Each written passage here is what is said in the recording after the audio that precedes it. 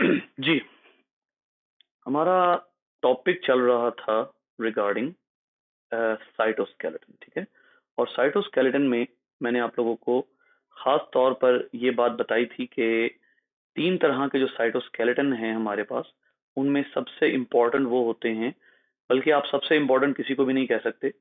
जो microtubules, microfilaments और intermediate filaments हैं, उनमें तीनों में डिफरेंस दो चीजों का आता है, कंपोजिशन का यानी केमिस्ट्री का, और दूसरा डायमीटर का। तीनों के अलग अलग जो है वो फंक्शंस होते हैं। ये बात हमारी क्लियर हो गई थी। उसके बाद जो है फिर हमने ये कहा था कि अब हम आगे की तरफ मूव करेंगे, लेकिन एक चीज जो है वो आगे की तरफ मूव करने से पहले मैं आपके सामने रखना चाहूंगा कि हम एक और चीज जिस पे हम बहुत फोकस करते हैं वो है ट्रांसपोर्ट बिटवीन सेल्स। जो सेल्स हैं उनके दरमियान की ट्रांसपोर्ट में क्या क्या चीजें काम आती हैं, क्योंकि अगर आप ट्रांसपोर्ट बिटवीन सेल्स की बात करते हैं तो चाहे वो सेल प्लांट का हो, चाहे वो सेल एनिमल का हो, अगर कोई से दो सेल्स हैं जिनके दरमियान में ट्रांसपोर्ट का मैकेनिज्म खत्म हो जाता है, तो वो दोनों में से कोई एक या वो दोनों सरवाइव नहीं कर सकते। इम्पॉसिबल होता है, कोई भी cell on its own survive नहीं कर सकता। अब इसमें जो ट्रांसपोर्ट के चंद एक चैनल्स बनते हैं, हमने बेसिकली आज उनके बारे में थोड़ी सी डिस्कशन करनी है कि जो ट्रांसपोर्ट चैनल्स हैं वो किस तरह से बनते हैं। फर्स्ट ऑफ ऑल, आप अगर बात करते हैं रिगार्डिंग प्लांट्स, तो प्लांट्स में एक बहुत ही सिंपल सी बात है, वो ये है कि प्लांट जो है वो उनके पास होते हैं प्लाज्मोडेस्माटा। अब ये प्लाज्मोडेस्माटा जो है, ये क्या चीज है, इसका थोड़ा सा जो है वो इंट्रोडक्शन लेके आगे चलेंगे। सबसे पहले बेटा, प्लाज्म जो है वो रेफर कर रहा है साइटोप्लाज्म को, ठीक है।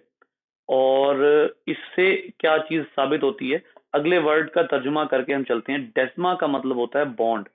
तो ये जो बेसिकली एक लिंक है, ये क्या है, ये एक ऐसा लिंक है कि अगर आप दो प्लांट सेल इस तरह से बनाते हैं, इस तरह से दोनों की सेल वॉल्स हैं, ठीक है, तो इनके दरमियान में ये एक ऐसा कनेक्शन होता है प्लाज्मोडेस्माटा, जो बकायदा फिजिकल कनेक्शन होता है। और ये जो फिजिकल कनेक्शन है, इसमें क्या कुछ इन्वॉल्व होता है, ये है हमारा, मेरा बताने का मकसद ये नहीं था कि ये होता है, क्योंकि इसके होने का तो आपको भी पता है, लेकिन ये बना कैसे होता है, ये हमारा आज का पर्पस है बेटा। इसमें दोनों चीजें इन्वॉल्व होती हैं। ये सेल वॉल के दरमियान में पोर्स हैं जो एक प्लाज्मा मेम्ब्रेन से दूसरी प्लाज्मा मेम्ब्रेन तक है। यानी आप यूं कह लें कि ये जो प्लाज्मोडेस्माटा होता है, इसमें बकायदा प्लाज्मा मेम्ब्रेन इन्वॉल्व होती है।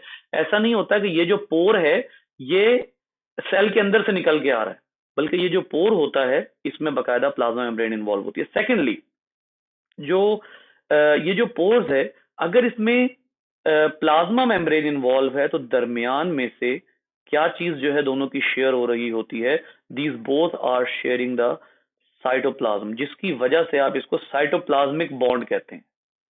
जैसे प्लाज्मोडेस्माटा जो है, डेस्मा का आपने क्या पढ़ा, बॉन्ड है, तो ये साइटोप्लाज्मिक बॉन्ड है, और इसके अंदर डायरेक्ट शेयरिंग हो रही है।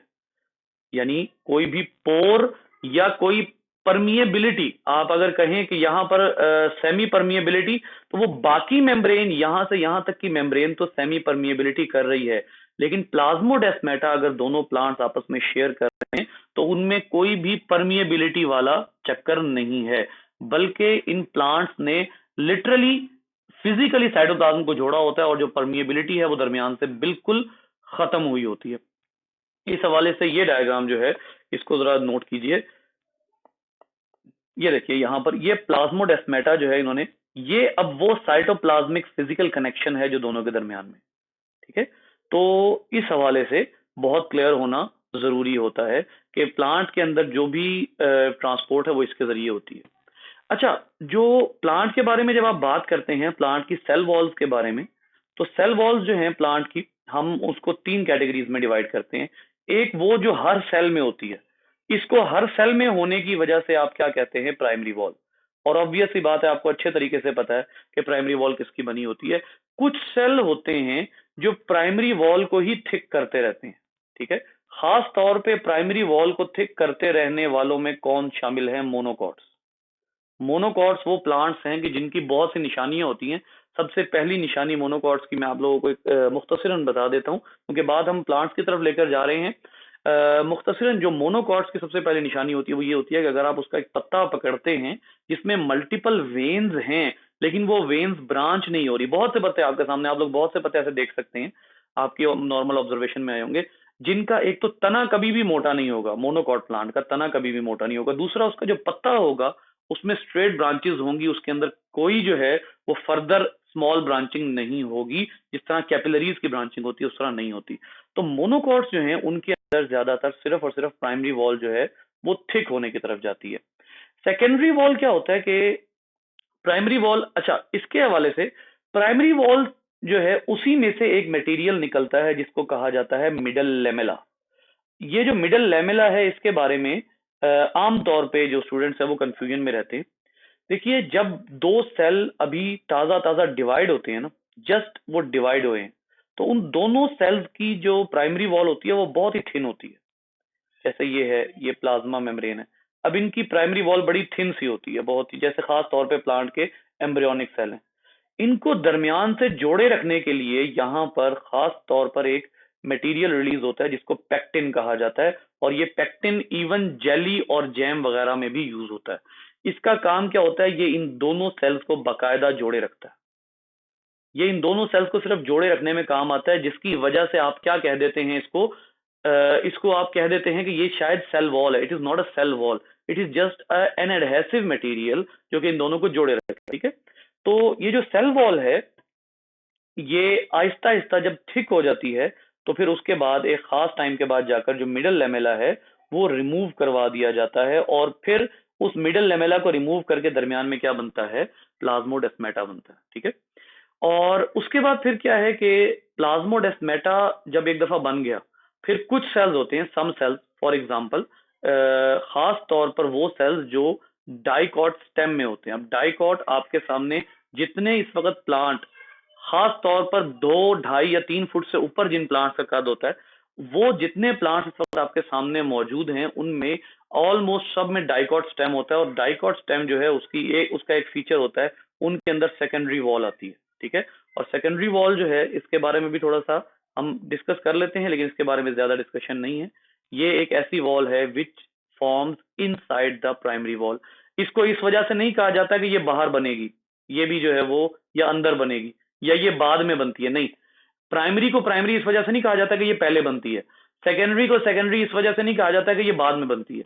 प्राइमरी इसलिए है क्योंकि ये हर प्लांट में लाजमी है प्राइमरी इंपॉर्टेंस के हवाले से, और सेकेंडरी इसलिए है क्योंकि ये बाद में बनती है, और सॉरी इस वजह से नहीं है कि ये बाद में बनती है, बल्कि ये सेकेंडरी सिर्फ इस वजह से है क्योंकि ये हर सेल में नहीं होती, कुछ सेल में आपको नजर आती है। और इसमें सबसे इंपॉर्टेंट चीज जो होती है दैट इज लिग्निन।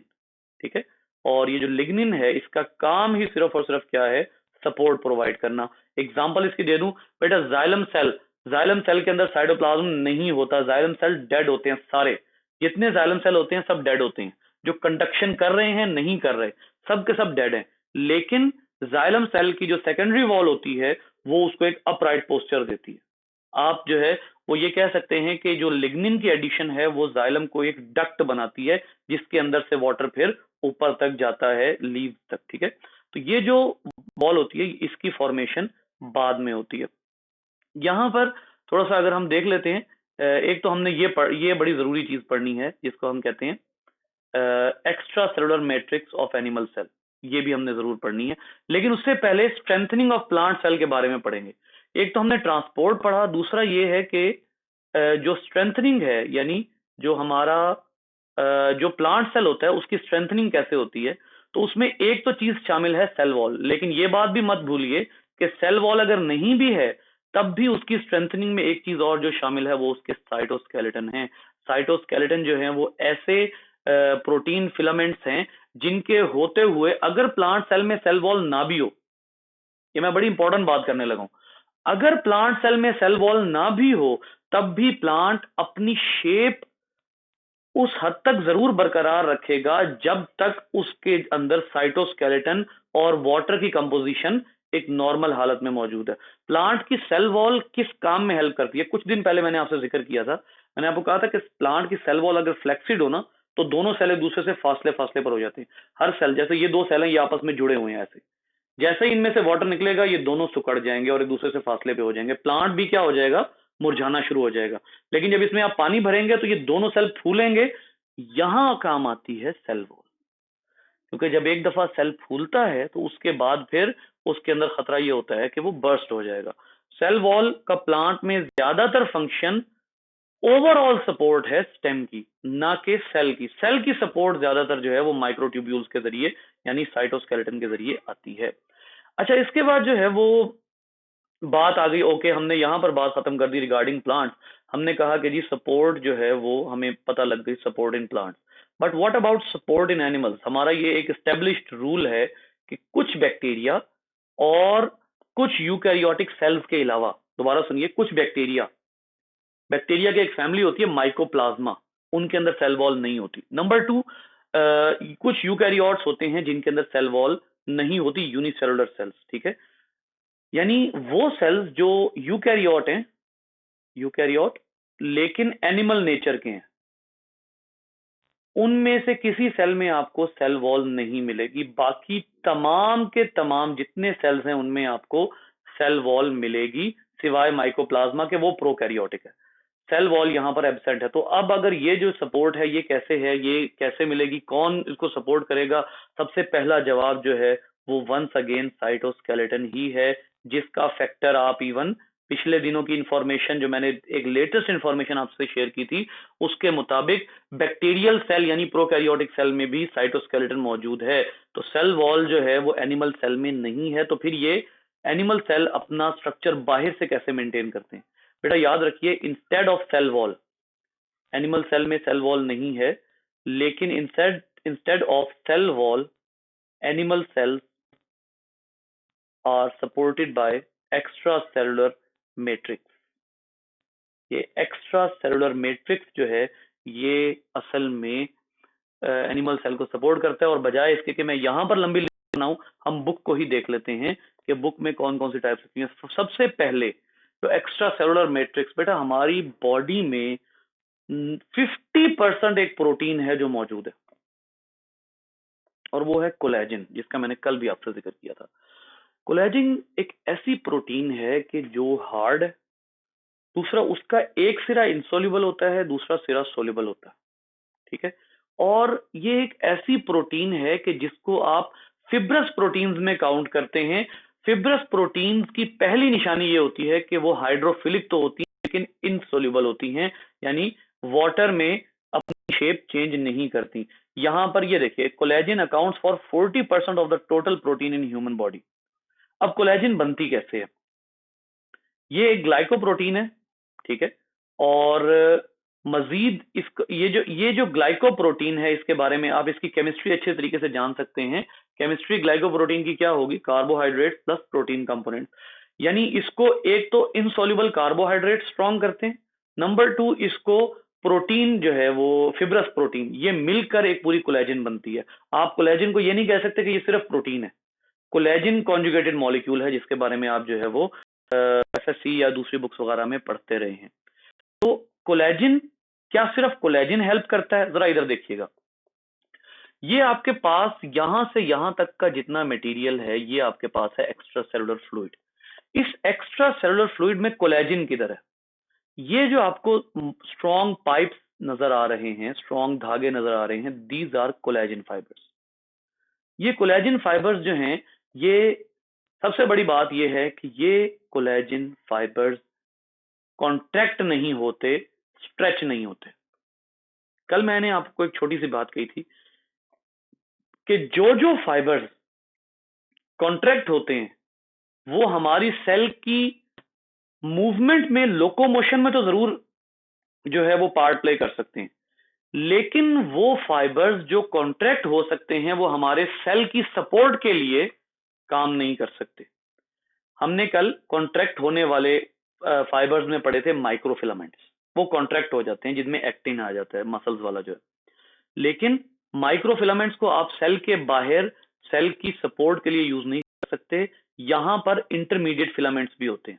ये जो आप लोगों के यहां पर आपको वाज़ेह तौर पर नजर आ जाएगा कुछ, एक तो ये इंटेग्रिन प्रोटीन्स हैं। ये वो प्रोटीन्स हैं कि जिन जो इंटेग्रिन प्रोटीन, बेटा प्लाज्मा मेम्ब्रेन की ना कुछ प्रोटीन्स होती हैं।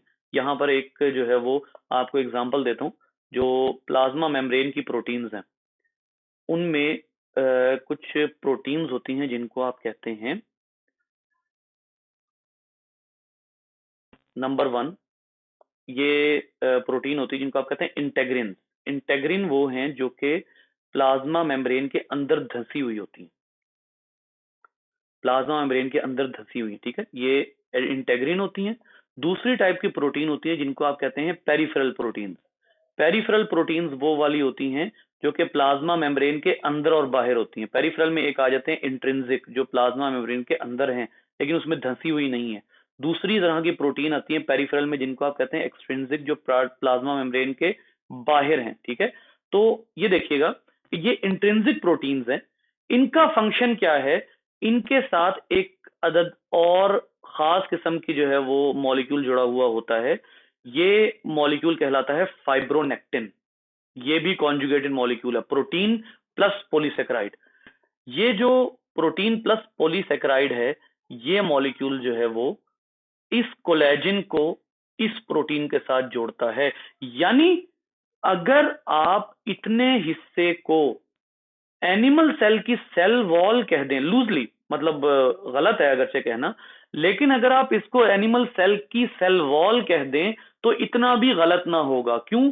क्योंकि एनिमल सेल को शेप के लिहाज से बाहर से कंट्रोल किया जा रहा है, बिल्कुल वैसे ही जैसे प्लांट सेल को शेप और सपोर्ट के हिसाब से बाहर से सेल वॉल कंट्रोल करती है। बिल्कुल उसी तरह ये जो नेटवर्क है कोलेजिन का, पॉलीसेकेराइड का, फाइब्रोनेक्टिन का, ये तमाम जो हैं वो मिलकर जो है वो कंट्रोल कर रहे हैं। फिर इसी तरीके से प्रोटियोग्लाइकेन जो कॉम्प्लेक्स है, proteoglycan once again conjugated molecule है।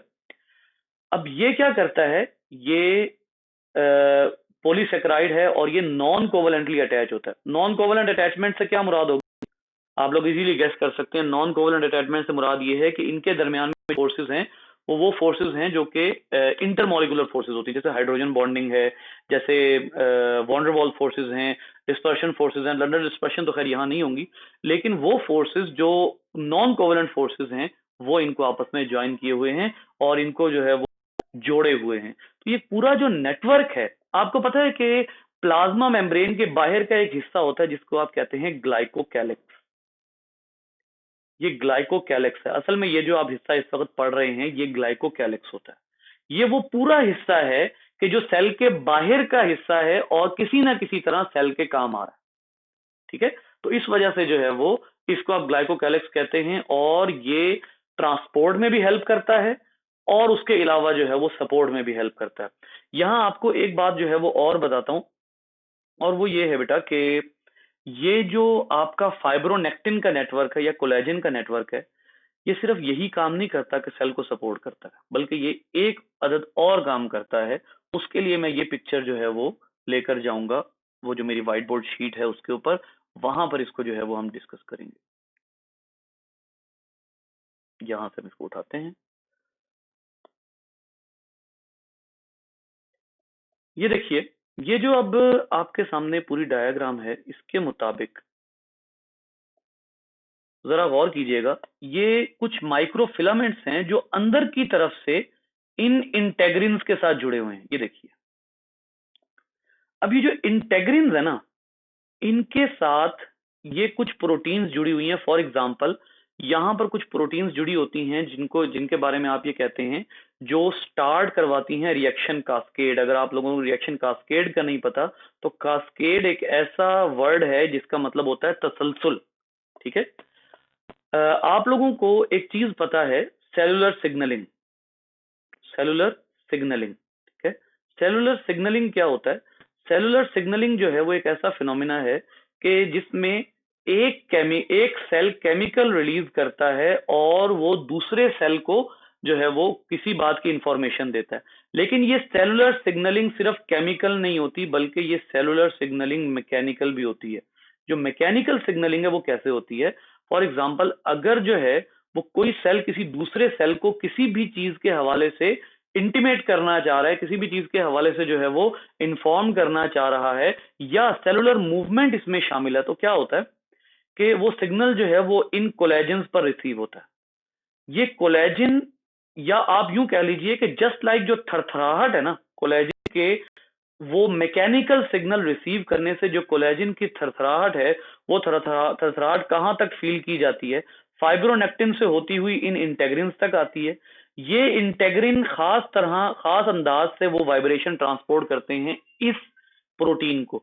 ये प्रोटीन किसको इंड्यूस करती है? इन माइक्रोफिलामेंट्स को। और ये माइक्रोफिलामेंट्स कहां तक जाते हैं बेटा? ये माइक्रोफिलामेंट्स जाते हैं न्यूक्लियस तक। और कोई भी reaction, different sort of reactions इस तरह से भी स्टार्ट करवाए जाते हैं। यानी हर सिग्नल उससे स्टार्ट नहीं होता, केमिकल सिग्नल से स्टार्ट नहीं होता। इसकी एक मिसाल मैं आपको देता हूं, और वो है मसल्स की कॉन्ट्रैक्शन। आपके जो स्मूथ मसल्स होते हैं ना, वो सम टाइम एक मसल दूसरे मसल को सिग्नल देता है कि भाई मैं भी कॉन्ट्रैक्ट हूं तो तुम भी कॉन्ट्रैक्ट हो। इसमें दो चीजें हो सकती हैं। मतलब मैं ये नहीं कह रहा कि जहां मैकेनिकल सिग्नलिंग नहीं है वहां केमिकल सिग्नलिंग होगी, और जहां मैकेनिकल सिग्नलिंग है वहां केमिकल है ही नहीं। नहीं, मैंने ये नहीं कहा। मैं सिर्फ ये कह रहा हूं कि सेल अगर एक दूसरे के साथ बाउंड हुए हुए हैं तो उनकी मैकेनिकल स्टिमुलेशन दूसरे सेल को इंड्यूस करती है, और उसमें ये जो सेल्स के दरमियान का ग्लाइकोकैलिक्स नेटवर्क है फाइब्रोनेक्टिन और कोलेजिन का, जो कंप्लीट नेटवर्क है, वो इन दोनों सेल्स में एक सिग्नलिंग स्टार्ट करवाता है जिसके जरिए आपकी जो कॉन्ट्रैक्शन है वो शुरू होती है। आप लोग सारे के सारे बीएस के स्टूडेंट्स हैं, आपको अच्छे तरीके से पता है कि एक सिग्नल, एक चीज होती है जिसको आप कहते हैं सार्कोप्लाज्मिक रेटिकुलम, जो कि आमतौर पर आपके हार्ट के मसल फाइबर में भी रिड्यूस्ड होता है, स्मूथ मसल फाइबर्स में भी रिड्यूस्ड होता है, लेकिन बहुत एक्सीलेंट सार्कोप्लाज्मिक रेटिकुलम मौजूद होता है मसल फाइबर में, जो आपका स्केलेटल मसल फाइबर होता है। अब ये जो माइक्रोट्यूब्यूल्स हैं जो सिग्नल लेकर जा रहे हैं right from the collagen to intrinsic protein and towards the nucleus, जरूरी नहीं है कि ये माइक्रोफिलामेंट्स का सिग्नल सिर्फ न्यूक्लियस तक जाए। हो सकता है कि ये सार्कोप्लाज्मिक रेटिकुलम तक सिग्नल जाए और वहां से जो कैल्शियम की ट्रांसपोर्ट है वो भी ये इंड्यूस करते हों। मैं कह रहा हूं कि ये हो सकता है, ठीक है, क्योंकि हमने जो आमतौर पर पढ़ा हुआ है वो तो एक खास किस्म का जो है वो सिग्नल होता है जो इलेक्ट्रिकल चेंज की वजह से सार्कोप्लाज्मिक रेटिकुलम तक आता है, और सार्कोप्लाज्मिक रेटिकुलम के डोर्स खुलती हैं और उसमें से कैल्शियम जो है वो रिमूव होता है। आपका जो मसल वाला टॉपिक है उस हवाले से आप देख सकते हैं। लेकिन ये जो केमिकल सिग्नलिंग है, यानी ये जो पूरा फ्लूइड है, ये जो ग्लाइकोकैलिक्स है, it is not only for support, it is this network is not only for support, it also transmits the signal. अच्छा, यहां पर जरा एक दफा देख लीजिए, ये जो कॉम्प्लेक्स है इसके बारे में इन्होंने ये बताया हुआ है कि ये जो दरमियान में एक बड़ी सारी जो है वो एक पूरी डक्ट सी जा रही है, ये तो वो है जो कि जिसको आप कह सकते हैं कोलेजिन है, ठीक है। उस कोलेजिन के साथ यहाँ पर ये प्रोटियोग्लाइकेन्स अटैच्ड हैं। ये देखिए इन्होंने प्रोटियोग्लाइकेन्स के बारे में ही बताया हुआ है। प्रोटियोग्लाइकेन्स हैं, और प्रोटियोग्लाइकेन्स जो हैं उनके साथ मेन प्रोटीन ये है, और उसके साथ कार्बोहाइड्रेट के सपोर्टिव बॉन्ड्स अटैच्ड हैं। तो ये सारे के सारे एनिमल सेल की सपोर्ट का काम करते हैं। So from now on you can easily say that if we do not have a cell wall, then we do have a mesh of polysaccharides and fibrous proteins to support our cell to some extent। ठीक है, ये वो extent नहीं है जो plant में है, but some extent हमें जो है वो ये सपोर्ट करते हैं। सो ये जो एक पूरी डायग्राम आपके सामने है, इस हवाले से आप जो है वो बुक ओपन करके इसको देख सकते हैं। इंटेग्रिन, फाइब्रोनेक्टिन, यहाँ सब चीजों का जो है वो बताया हुआ है। Grain of fibres migrate along specific pathways. हाँ जी, स्पेसिफिक पाथवेज, ये देखिए, ये for example, some cells in developing embryo migrate along specific pathways by matching the orientation of their microfilaments to the grain of fibers in the extracellular matrix। आप लोगों के जहनों में अक्सर ये सवाल आया होगा, खासतौर पे जिन्होंने फ्रेश डेवलपमेंटल बायोलॉजी पढ़ी है, अक्सर ये सवाल आया होगा कि एक एम्ब्रियो है, एक जाइगोट है, उसके अंदर क्लेवेज होती है, वो मॉर्यूला बनता है, ब्लास्टुला बनता है, गैस्ट्रुला बनता है। ब्लास्टुला में उसके अंदर गैस्ट्रोसील बन जाती है। गैस्ट्रुलेशन का फिनोमिना डिफाइन ही इस तरह किया जाता है कि उसमें 3 लेयर्स बननी होती है, एक्टो, मीजो और एंडो। ये कैसे बन जाती हैं? सेल माइग्रेट कैसे करते हैं? बेटा, सेल की माइग्रेशन अपनी भी होती है, जिसके बारे में हमने कल पढ़ा था कि जो माइक्रोफिलामेंट्स होते हैं वो सेल को अमीबॉइड मूवमेंट करवाते हैं। लेकिन इतनी फास्ट माइग्रेशन जो सेल की होती है उसमें ये जो आउटर नेटवर्क है ये सारा शामिल है। पॉलीसेक्राइड्स हैं, कोलेजिन्स हैं, ये सब शामिल हैं एम्ब्रियोनिक सेल की ट्रांसपोर्ट में, ठीक है, एक एक जगह से दूसरी जगह पर। सो इस फैक्टर को आप निगलेक्ट किसी सूरत भी नहीं कर सकते। अच्छा, यहाँ पर थोड़ी सी एक दो और बातें भी लिखी हुई हैं, उन पे भी नजर मार लेते हैं। जैसे, हाँ जी, ये हम बात कर चुके हैं। एक्स्ट्रासेलुलर मैट्रिक्स है, कोलेजन की बात कर रहा है वो, ठीक है। ये जो कोलेजन फाइबर्स हैं, इनके बारे में कि ये जो आपके स्किन है, ये नीचे आपके ऑर्गन से जुड़ी हुई है, लेकिन वो जो चीजें हैं जिन्होंने जोड़ा हुआ है वो कोलेजन फाइबर्स हैं। आपकी जो बोन्स हैं, उन बोन्स में जो बाहर प्रोटीन मौजूद है, पहली प्रोटीन जो बोन्स में बनती है वो कोलेजन होती है। उसके अंदर मिनरल्स का जो मिनरल्स डेपोजिशन होती है वो उन बोन्स को इतना हार्ड बना देती है कि वो बोन्स जो हैं वो एक बहुत ही स्ट्रिक्ट सा स्ट्रक्चर बन जाता है। आपकी बोन्स वीक हो जाती हैं अगर मिनरल रिमूव हो जाए, क्यों? उसके बाद उसमें वो प्रोटीन रह जाती है, ठीक है। इसी तरीके से आपके जो कैप्सूल बने होते हैं, ये जो एक बोन से दूसरे बोन के दरमियान में, और खास तौर पे एक चीज जिसका आपको नाम इसके साथ ही याद आ जाना चाहिए, लिगामेंट्स। वो एक बोन को दूसरे बोन से जोड़ने वाले, वो भी कोलेजन के बने हुए होते हैं। आपके जो टेंडन्स होते हैं उनकी भी ज्यादातर फॉर्मेशन कोलेजन की होती है। तो आप देख लीजिए कि ये 40% क्यों ना मौजूद हो। जहां जहां पर सपोर्ट है, जहां जहां पर जो है वो बॉडी को सपोर्ट करने की बात है, सेल को सपोर्ट करने की बात है, वहां पर कोलेजन फाइबर्स मौजूद हैं, ठीक है। तो इसके बाद आ जाइए, एक बहुत ही इंटरेस्टिंग टॉपिक है अब यहाँ पर। हमने ट्रांसपोर्ट की बात की थी ना, ट्रांसपोर्ट बिटवीन सेल्स की बात की थी, तो प्लाज्मोडेस्माटा तो समझ आ जाती है। प्लाज्मोडेस्माटा की तो समझ आती है कि दो प्लांट फिजिकली अटैच्ड हैं, दो plant cells. But what about animal cells? Are there any sort of cell junctions in the animal cells? जी, एनिमल सेल्स में स्पेशल किस्म के जंक्शंस होते हैं, जो, सुनिएगा जरा ये बात, एनिमल सेल्स के जंक्शन हैं वो क्या करते हैं, उनके तीन पर्पसेस होते हैं जिनकी वजह से आप एनिमल सेल्स को जो है वो एनिमल सेल के जंक्शन को डिवाइड करते हैं। नंबर वन, ऐसे जंक्शन जो कवरिंग के लिए यूज होते हैं, किसी भी लेयर को कवर करने के लिए, फॉर एग्जांपल स्किन। टोटली मतलब इसमें स्किन सेल्स जो होते हैं ना, उनमें जो इंट्रासेलुलर स्पेस होती है, इंट्रासेलुलर स्पेस होती है, वो टोटली ब्लॉक्ड होती है। किसकी बात हो रही है? स्किन सेल्स की बात हो रही है। ये टोटली ब्लॉक्ड होती है। ये किस वजह से होती है ये अभी हम बात करेंगे। दूसरा, इन जंक्शन का एक और पर्पस होता है कि to stick the cells together, cells को आपस में स्टिक करने के लिए, ठीक है। अब इसमें जरूरी नहीं है कि वो स्किन सेल्स हो, ये भी अभी हम बात करेंगे, ठीक है। और तीसरी टाइप के होते हैं कि जो ऐसे होते हैं, इतने ज्यादा इंपॉर्टेंट होते हैं, ये गैप जंक्शंस होते हैं, जो सेल्स के, आप यूं कह लीजिए कि गैप जंक्शंस एनिमल प्लाज्मोडेस्माटा है। ये एनिमल प्लाज्मोडेस्माटा हैं और इनके दरमियान में से वो भी शेयर हो रहा होता है, इवन साइटोप्लाज्म भी शेयर हो रहा होता है। ये एनिमल्स के प्लाज्मोडेस्माटा है। और अभी मैं एक चीज का नाम लूंगा, आप लोगों में से जिसने वो टॉपिक पढ़ा हुआ है वो टॉपिक आपके जहनों में आ जाएगा। But let's discuss the first two types on the first place, tight junctions. बेटा ये टाइट जंक्शंस आपको इस एक डायग्राम में दिख रही हैं। ये टाइट जंक्शंस खास तौर पर उन जगहों पर होती हैं जहां से किसी भी चीज को बॉडी में एंटर ना होने दिया जाए। फॉर एग्जाम्पल, सबसे पहले ये चीज कहाँ मौजूद होती है? स्किन में। और ये टाइट जंक्शंस ऐसी जंक्शंस होती हैं जिनको वाटर भी क्रॉस नहीं कर सकता। Even the water can not cross it, tight junctions को। क्यों? क्योंकि ये टाइट जंक्शंस इस तरह जुड़ी हुई हैं कि इनके दरमियान में एक तो हाइड्रोफोबिसिटी भी है, दूसरा ये बहुत ही ज्यादा स्ट्रॉन्ग प्रोटीन्स के जरिए और स्ट्रॉन्ग फैट्स के जरिए जुड़े हुए हैं। और फैट्स का सबसे एक्सीलेंट फीचर जो है वो उसका हाइड्रोफोबिक होना है।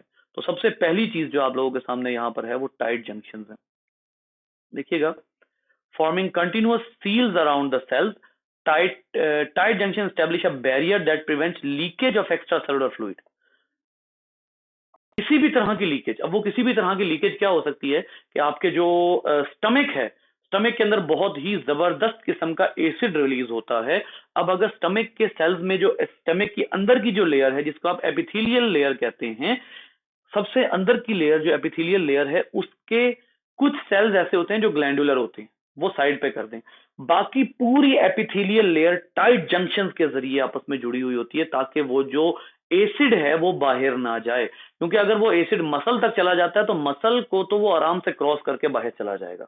मसल्स के दरमियान में टाइट जंक्शंस नहीं होते। टाइट जंक्शंस का मतलब क्या होता है कि सेल को बिल्कुल जोड़ देना, कुछ ना गुजर सके। इसी तरह से आपके बॉडी में कहीं भी अगर बाहर से किसी भी केमिकल को अंदर एंटर होने से रोकना है तो वहां पर टाइट जंक्शंस लगा दिए जाते हैं सेल्स के दरमियान में, ताकि ये जो रिलीज ऑफ एनी स्टफ है फ्रॉम ब्लड टू टिश्यू और टिश्यू टू ब्लड, ये पॉसिबल ही ना हो। तो पहली जंक्शन जो एनिमल सेल्स में होती है वो टाइट जंक्शन है। दूसरी होती है जिसका काम इस तरह से बैरियर बनना नहीं होता, ये वो डेस्मोसोम, ये कई टाइप्स के होते हैं बेटा, लेकिन हमें फिलहाल हमारे इसका सिर्फ इंट्रोडक्शन ही लेना है। डेस्मोसोम्स ऐसे जंक्शन हैं जिनके दरमियान में से लीकेज पॉसिबल है। तो इसका क्या मतलब हुआ कि डेस्मोसोम तो टाइट पैकिंग के लिए नहीं है, फिर डेस्मोसोम किस लिए? डेस्मोसोम आपके उसी पर्पस के लिए जो मैंने अभी आपको थोड़ी देर पहले बताया था, मसल की स्ट्रेचिंग और मसल की तरह के सेल्स को आपस में जोड़ने के लिए। एग्जांपल लीजिए, आपका एक मसल सेल अगर दूसरे मसल सेल से ना जुड़ा हो, फॉर एग्जांपल एक मसल फाइबर ये है, एक मसल फाइबर ये है, ये दोनों आपस में डेस्मोसोम्स के जरिए जुड़े हुए हैं। अब वो डेस्मोसोम सिग्नल ट्रांसमिट नहीं करेंगे, मतलब अगर आप ये समझ रहे हैं कि डेस्मोसोम सिग्नल ट्रांसपोर्ट कर रहे हैं, नहीं, उनका काम सिग्नल ट्रांसफर करना नहीं है, बल्कि आपने जब मसल स्ट्रेच किया है तो इसके तमाम मसल फाइबर को आपस में जोड़े रखने के लिए, ताकि वो सब इकट्ठे ही जो है वो कॉन्ट्रैक्ट हो और इकट्ठे ही रिलैक्स हो, एक सेल दूसरे को लेकर आ जाए, चाहे जबरदस्ती खींच कर लाए, लेकिन एक सेल दूसरे को लेकर आ जाए, ऑर्गन की शेप ना बिगड़े। ये इवन उनमें भी होता है, हार्ट सेल्स में भी होता है, स्किन सेल्स में भी होता है, ठीक है, बोन सेल्स में भी होते हैं, ताकि सेल की शेप ना बिगड़े या ऑर्गन की शेप ना बिगड़े। तो ये डेस्मोसोम्स जो हैं ये इस लिहाज से बड़े जरूरी होते हैं और ये कई टाइप्स के होते हैं। मेरा एक स्टूडेंट है वो वेटरनरी साइंसेज में जो है वो कर रहा है, डॉक्टर ऑफ वेटरनरी मेडिसिन, तो उसने जो है ना मुझसे शेयर किया था कि सर इसकी टाइप्स मुझे जरा ढूंढनी है, तो उसको फिर मैंने हेल्प की थी। इसकी काफी टाइप्स होती हैं। तीसरे नंबर पे आ जाते हैं गैप जंक्शन। इन गैप जंक्शन के बारे में मैं थोड़ा सा आपको सिंपली बता देता हूं। प्रोवाइड साइटोप्लाज्मिक चैनल, ले जी बात ही खत्म हो गई। मैं अब मजीद अपने मुंह से एक्सप्लेन करूंगा, क्योंकि जो मैंने बात करनी थी वो तीसरी लाइन में लिखी हुई थी बेटा।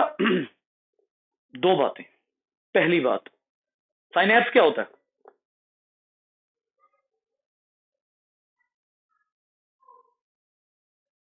हाँ जी, व्हाट इज साइनेप्स?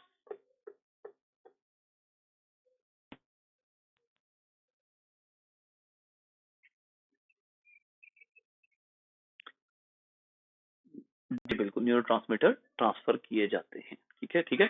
यानी कि दो न्यूरॉन्स जो हैं वो आपस में जुड़े हुए नहीं होते, बल्कि उनके दरमियान में एक खास किस्म का डिस्टेंस होता है जिसके जरिए एक केमिकल दूसरे में ट्रांसपोर्ट किया जाता है। But now listen to my words, कुछ साइनेप्स ऐसे हैं कि जिनमें न्यूरॉन्स आपस में फ्यूज्ड होते हैं, उनको फ्यूज करवाने वाले डेस्मोसोम्स होते हैं। लेकिन फिर उस एक न्यूरॉन से दूसरे न्यूरॉन में सिग्नल कैसे जाएगा बेटा? ये जो गैप है इसको कुछ जगहों पर कहा जाता है, जरा गौर से सुनिएगा, इसको कुछ जगहों पर इलेक्ट्रिकल साइनेप्स भी कहा जाता है। आमतौर पे हमारी साइनेप्स का क्या नाम होता है? Chemical synapse. ये जो गैप जंक्शंस होते हैं इनको इलेक्ट्रिकल साइनेप्स कहा जाता है।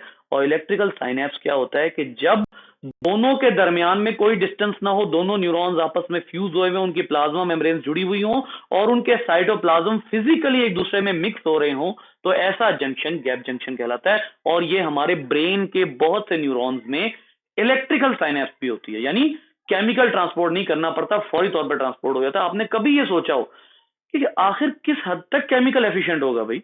मैं एक लम्हे के अंदर अंदर जो है वो थिंकिंग कर लेता हूँ, एक लम्हे के अंदर अंदर जो है वो मैं कोई फैसला कर लेता हूँ। कैसे? बहुत सी ऐसी साइनेप्सेस हैं जो इलेक्ट्रिकल है, गैप जंक्शंस के जरिए जुड़ी हुई, ठीक है।